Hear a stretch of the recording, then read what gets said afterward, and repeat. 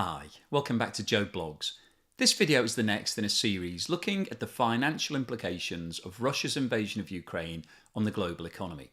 And in today's video, I want to talk about a report that the Bank of Russia has released that is looking at the prospects for the Russian economy going forward and talks specifically about the challenges that Russia now faces with regards to technology and a variety of related sectors. So in this video, I'll run through the details of what that report says. I'll pick out a couple of really interesting points that have been made regarding the shuttle trade, which was something that was seen in the early 90s from Russia, and also the concept of reverse industrialization. I'll then go on to talk about two specific sectors that are going to be heavily impacted: aviation and medical equipment. And then finally today I'll wrap up with my summary as to what I think will happen to the Russian economy going forward and what the implications of that are for the global economy. So before we get into all of that, if I could ask you to give me a thumbs up at some point during this video if you're enjoying the content, and also please subscribe if you haven't done so already. And don't forget, I always include chapters, so if there's a section you're not that interested in, it's really easy to skip over it. And if you'd like to support the channel, please have a look in the description below where you'll find links to both Buy Me a Coffee and Patreon, and also the YouTube Super Thanks feature. And just a quick point on Super Thanks, because I've only just switched on that feature. Thank you very much to everybody who's contributed to the channel using Super Thanks. As you'll know, if you've done so, I will always respond directly to you with a personal message. The Bank of Russia's research department has published this report on the state of the Russian economy and looking at the potential impacts of all of the sanctions that have been applied against Russia. In the most detailed official statement on the outlook since the war started, the report states that the depth of the contraction may be quite significant and exit trajectory drawn out in time because the supply shocks triggered by sanctions are unlikely to fade quickly. The report states that sanctions are driving Russia into its longest recession in years and is forecasting a fall of 9.2% in GDP and for inflation to rise to 22% in 2022. And you can see from this graph that the war is therefore forecast to have a significantly greater impact than the COVID-19 pandemic, the sanctions that were brought in against Russia in 2014 following the Crimea annexation, and even the global financial crisis back in 2009. So that really highlights how serious all of these sanctions are on the Russian economy. The report states that the current recession is of a transformational structural nature and will be bigger in scale and length in all scenarios than the last one, triggered by COVID-19 lockdowns in 2020. Now, these statements are really interesting because the Kremlin continues to be upbeat about Russia's future prospects. However, this report from the research department is far more negative. In terms of the impact on industry, the report goes on to say that the slowdown is showing up mainly in surveys of companies due to the fact that companies have large supplies of stock that they built up before the 24th of February when the invasion started that they have not exhausted yet. However, that will not last as sanctions will cut supply chains and Russian companies scramble to make up for components that are no longer available. Over time, machinery and equipment will wear out for lack of spare parts, reducing efficiency. The business slowdown will flow into falling demand, job cuts, and falling income, further weakening the economy. Domestic production isn't likely to surge to replace the missing output at this stage. Imports, especially of consumer goods, will shift to the shuttle trade seen in the 1990s, when Russians en masse flew to China, Turkey, and other markets to bring back goods to sell on open markets. The small purchasing volumes and complicated logistics will make those imports more expensive and mean that it's impossible for them to replace traditional suppliers.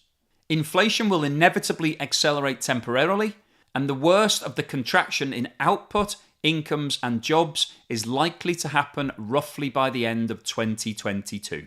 After that, several years of reverse industrialization will begin as companies seek alternatives to the technologies cut off by sanctions.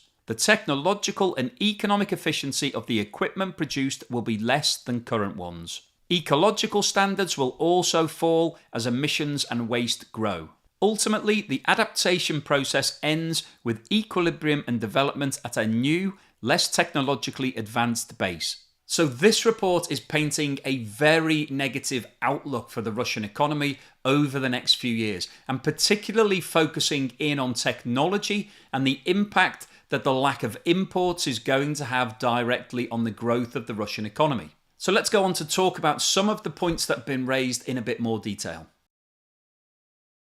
The reference to the shuttle trade from the early 1990s in this report is really interesting, and I thought it was worth touching upon that briefly. So back in the late 1980s, Russia was going through a whole restructuring program which was referred to as perestroika, and it was aiming to move from the old communist structure towards a more capitalist environment.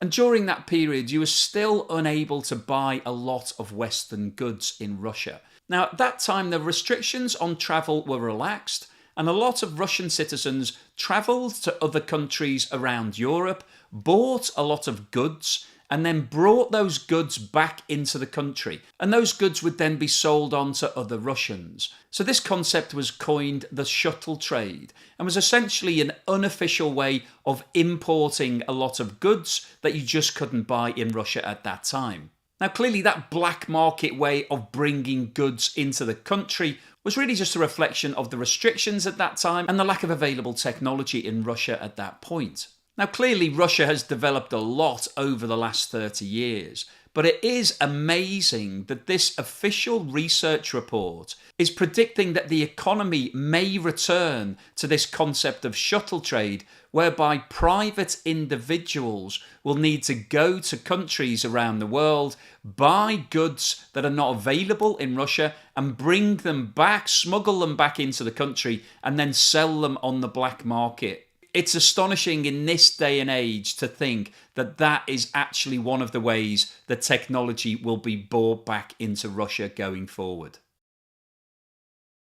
Probably the most concerning statement from this report is that Russia is facing years of reverse industrialization. Now, I've touched on this in other videos, but the problem that Russia and also other countries around the world would have in their situation is that the global economy is dependent upon technology being at the cutting edge. And Silicon Valley is generally accepted as the place around the world where most of the technological advances take place. There are other places, obviously, but that's really the hub. That's where everybody focuses their technological knowledge. And it makes absolute sense that everybody wants to benefit from the latest technology. So Russia, along with the rest of the world, is utilising all sorts of tech that's been designed by other countries. And the problem that they're facing right now is that the sanctions are targeting that tech and preventing them from being able to access any of it going forward. And without access to that technology or the ability to be able to replace it, then that means that everything will start to slow down and potentially go backwards in Russia. And that's what this concept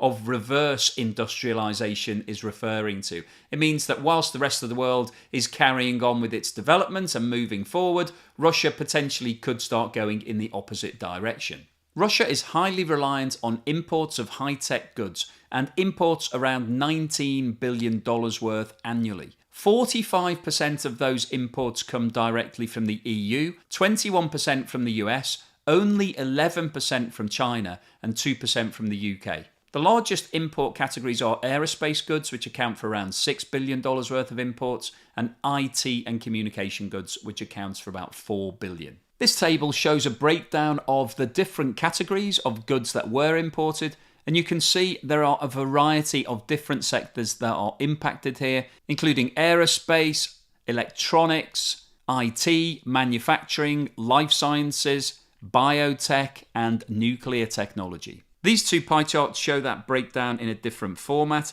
and you can see the spread of different sectors that will be impacted by the removal of these technology imports. And on the right-hand side here, you can see the exposure that the aerospace business has to the USA, predominantly because Airbus and Boeing are the major exporters of all of the parts and equipment for aircraft. Semiconductor chips are the brains behind the technology in so many different products these days. Everybody's familiar with the fact that cars have a lot of electronics which are driven by these chips, but virtually every single electrical appliance these days has some form of chip within it. So the world has become highly dependent on these microchips.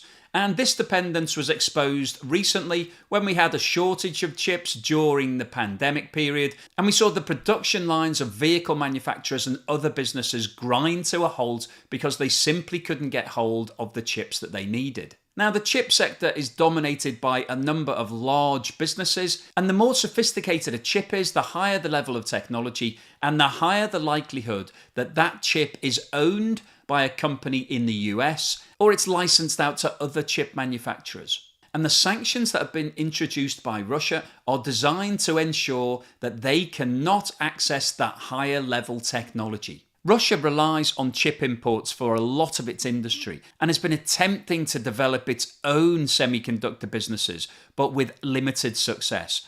Domestic manufacturing capacities in Russia remain very limited, and it does not produce any high-end semiconductors. The US has imposed curbs on the import of such chips through the restriction of trade technologies made with US origin software. These type of restrictions have an extraterritorial reach. If a semiconductor is produced in Taiwan using US software, as most semiconductors are, the Taiwanese firm will need an export license from the US to be able to sell to Russia. Other countries have followed suit in sanctioning Russia via export restrictions and have also targeted semiconductor technologies because of their strategic importance. Depriving Russia of access to its chip supply in this way will severely affect the outlook of almost all industrial sectors. So this is why the Bank of Russia's research department is predicting reverse industrialization, because it knows that this technology is going to be switched off for Russia and it just doesn't have the capability to be able to generate it itself. Now, you may be watching this thinking, that's fine, they'll just source all of the chips from China. Well, they won't be able to do that for two reasons. Firstly, China will be under the same restrictions. They will need to have licenses to be able to produce this level of technology. And secondly, China knows that the US is watching this, and China doesn't want to come under sanctions in the same way as Russia has. So there will be an effective cutoff of this technology, and that means that Russia is going to face a period where it just doesn't have the technology that it used to have access to.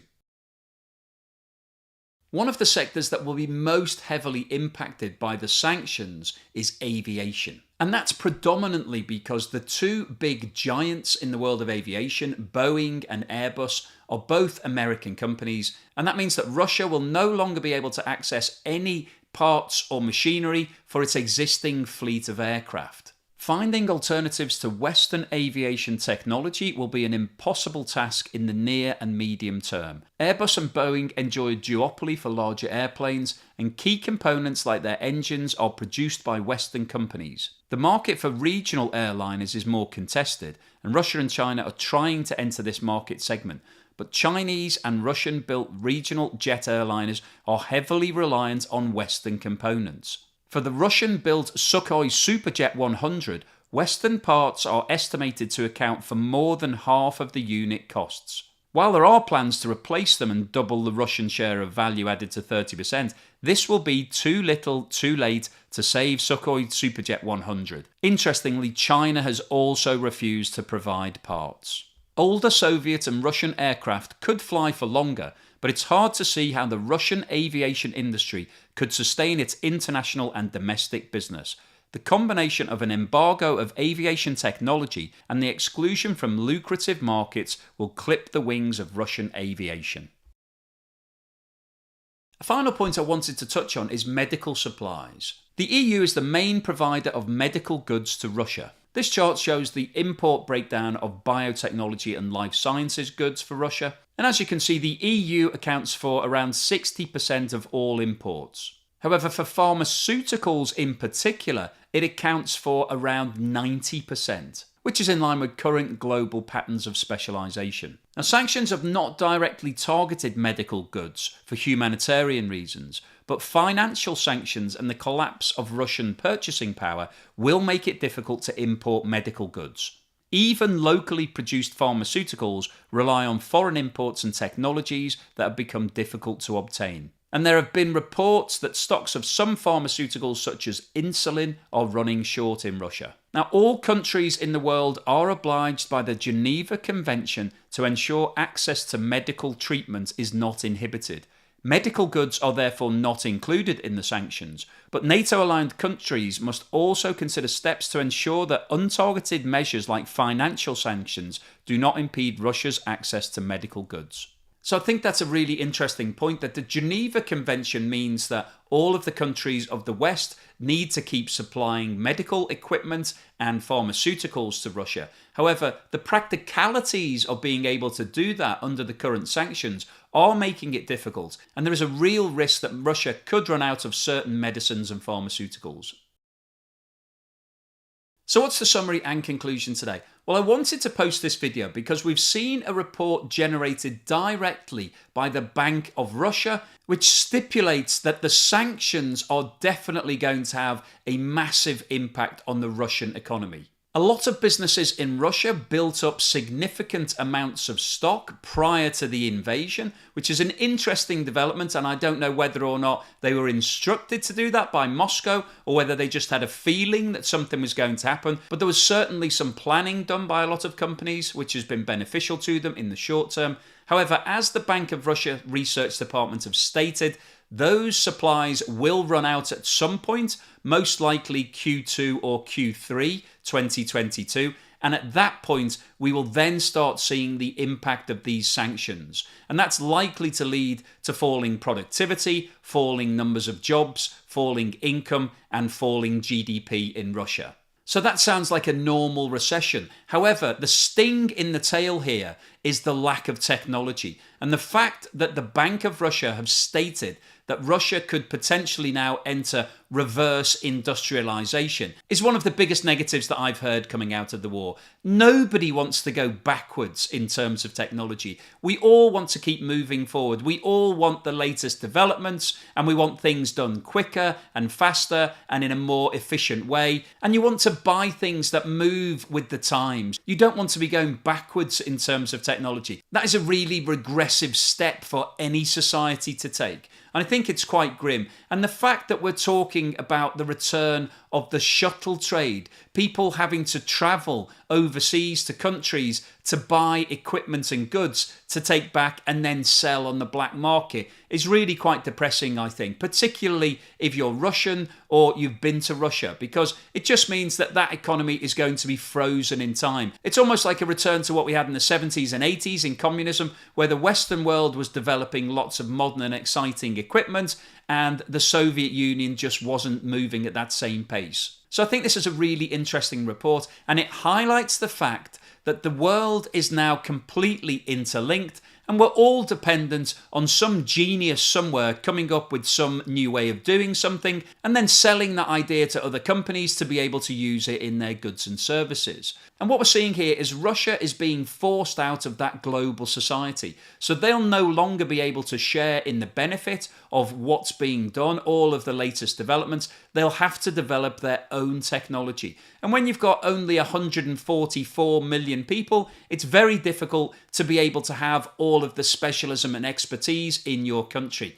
And what Russia is also likely to see is a brain drain. It's likely that anybody who is a genius, who does want to work at the forefront of technology, is likely to leave Russia to go to Silicon Valley or somewhere else around the world, work in that specialism, and then maybe go back to Russia at some point in the future. But in the near term, in the short term, over the next couple of years, Russia is going to go backwards in terms of technology, and that's going to have a big impact on all of its industry, because industry is highly dependent on semiconductors and microchips and technology. So if you don't have all of that new technology, it means that your industry is going backwards and therefore won't be able to compete with the rest of the world. So it's a really interesting report, and it really gives you a different perspective on the impact of this war on Russia. In terms of what the impact on the global economy will be, well, Russia's main form of exports are raw materials. It's gas and oil and a lot of other commodities. So none of that requires any real form of technology. So from that perspective, I don't think we'll see a major negative impact directly on the global economy.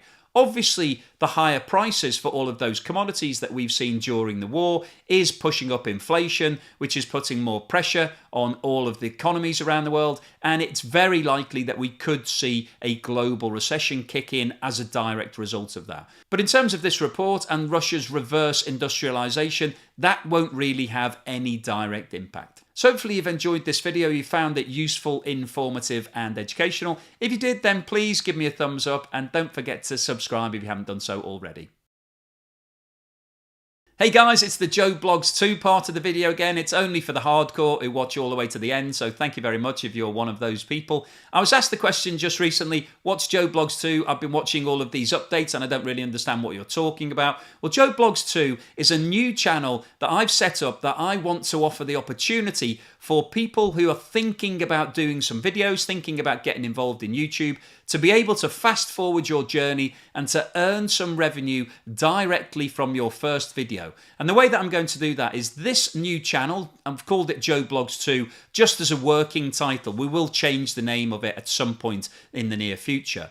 But Joe Blogs 2 is close to being monetized. And if you don't know what that is, on YouTube you have to have 1,000 subscribers and 4,000 hours of watch time to be eligible to apply for their monetization program and then get paid for future videos. So we're quite close to getting to that point. We're not quite there yet though, and I do need to ask you to watch a few more videos, which I'll do in a minute.